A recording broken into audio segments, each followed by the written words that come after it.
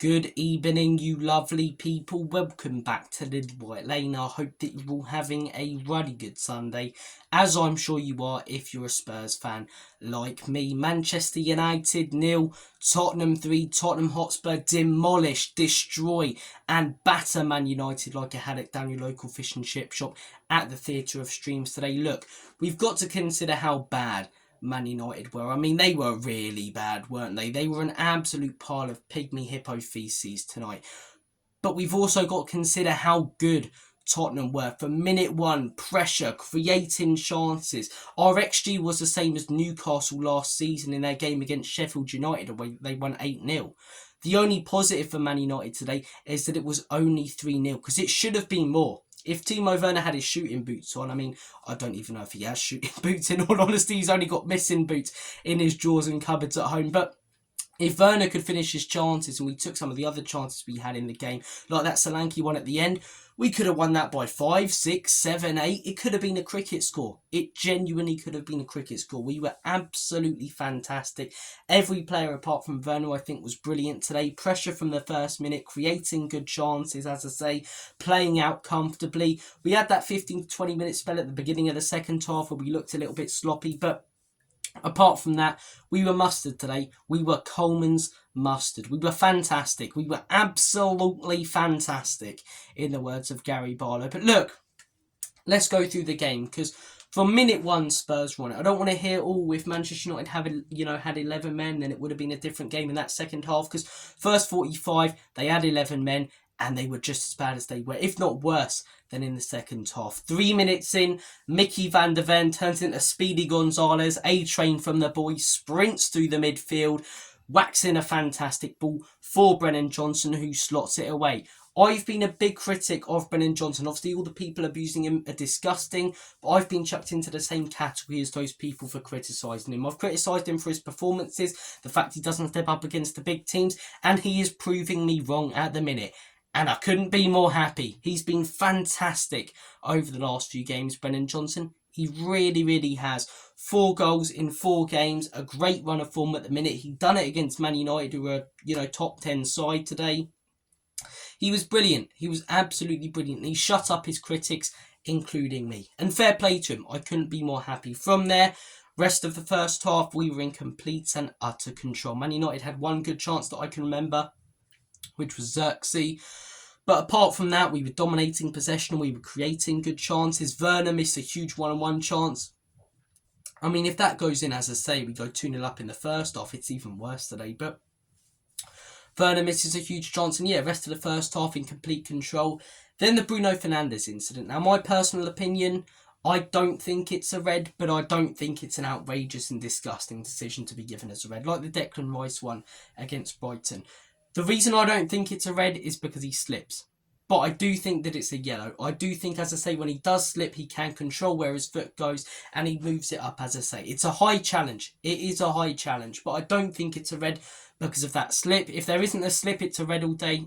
As I say, if it is a complete slip and he keeps it low, it's not a yellow. But for me, it's a yellow.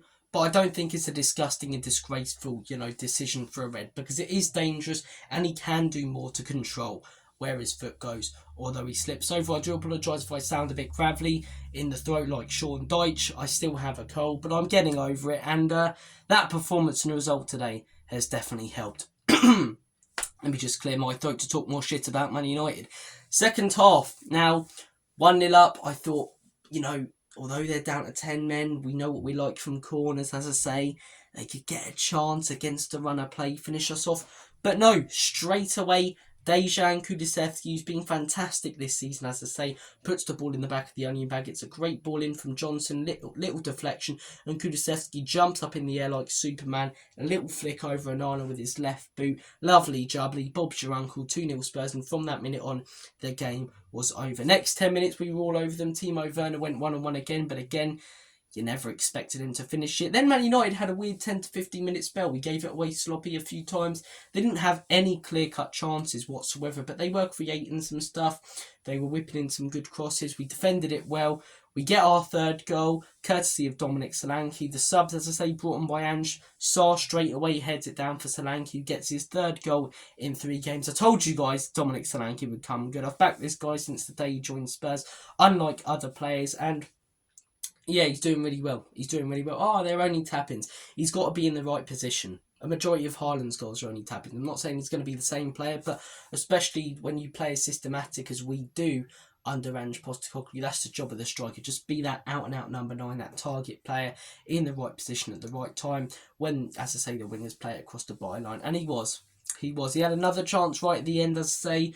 Mikey Ball had a good chance who I thought looked good when he came on. And yeah, 3-0 win. Very, very comfortable. I thought the whole team were fantastic. Man of the match, for me, I would give it to Mickey van der Ven. That run for that first goal is so incredible. It really, really is. To take it off Rashford and then use his pace, his strength, his body, as I say, the way he positioned himself, everything about it. And then the ball across was just fantastic. And every time Man U had a little chance, a little ball over the top, he'd cover, he'd use his pace, he'd do something magnificent. This guy's incredible. He's even better when you see him in person like I did against Brentford. Honestly, one of the best defenders I think this club's had in the Premier League era, and he will just get better and better because he's still so young. What a signing by the club. What a signing. I still think he's underappreciated, Van der Ven. He's so good. He really is. Thought Maddison was definitely up there as a shout. Kulusevski definitely up there. And look, I've been very critical of Ange for a number of reasons. Will I still be critical going forward if we lose next Sunday? Yes. But I haven't said Ange out for one reason, because I don't want to see the same cycle repeat itself. But my big reasons to criticise Ange recently have been the lack of tweaking with the system. That's been one of the huge reasons, as I say, towards the end of last season and the beginning of this season. You know, playing the same players over and over again, such as Timo Werner, which he did again today, but playing the same players over and over again who aren't working out. The ball over the top of the flank, I think it's too easy. Some of the signings that he made in the summer, contradicting himself.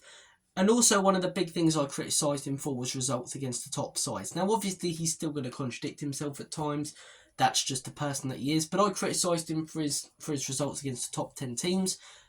We dominated today at Old Trafford. We dominated at the most successful club's ground in English football history. Completely and utterly dominated and won 3-0. He shut me up with that one. Tweaking with a system. Would I like to see it tweaked more? Yes. But Udogie, as I say, playing a lot more defensive than Pedro Porro, covering the 2 centre-backs. You know, we've only conceded 1 goal in our last 3 games. That's definitely one of the reasons, in my opinion.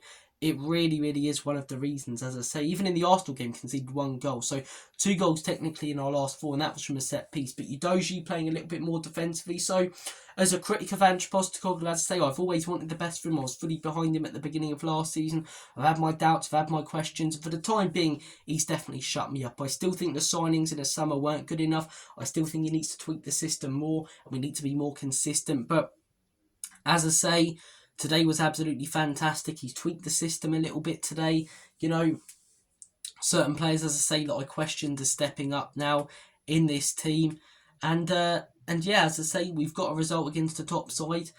Fair play. Fair play. I want this guy to be successful at Spurs, and today was absolutely fantastic. And you've got to give the manager and every player on that pitch, apart from one, and you guys know who that is, who I mentioned earlier in the video, every bit of credit. Obviously, you've got to consider that Man United were poor, but what will really annoy me tonight is there'll be people just saying it was all Spurs brilliant and all Spurs all Spurs brilliant and all Spurs brilliance and all Manchester United being poor. Finally, we got there in the end, when really it's a complete mixture of both. Man United were absolutely horrendous, Spurs were absolutely magnificent. Both, as I say, coincide. So look, fantastic performance, fantastic result. I'm going to make like a banana and split. Have a smashing rest of your Sunday. And as always, Common Spurs, Enoch and Levy out. What a result, what a performance. Come on the boys.